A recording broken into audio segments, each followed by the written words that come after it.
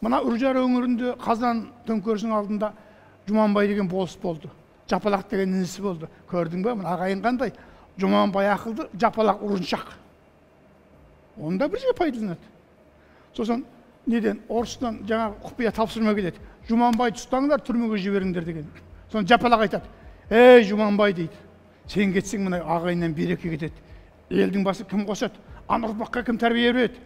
Мен кетейін" дейді ғой. "Мен тентекпін, ақылым аз, құрбанмын сенің жолыңда." Басын тігеді ғой. Басын тігеді. Әскер келеді. Жұманбайға дейді: "Мына" дейді, "мойнына болыстың тағатты менмін" деп кетеді. Бірақ ол Жапалақ. Жапалақ бірақ. Ол өледі. Жұманбай елін алып асып кетті.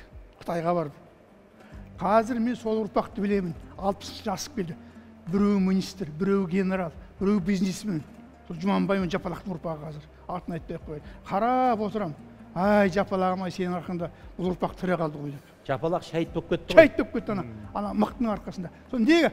Ағайынның берекесін сақтау үшін. Жолын білу аға. Жолын білу. Менің сенің қасиетім нашар. Мен шейт кетейін дейді. Түсіндіңіз бе? Шейт кетейін, мен кете берейін. Сенің жолыңда мен кетейін, сен ел үшін аман қал деп отыр. Ұстап қал дейді.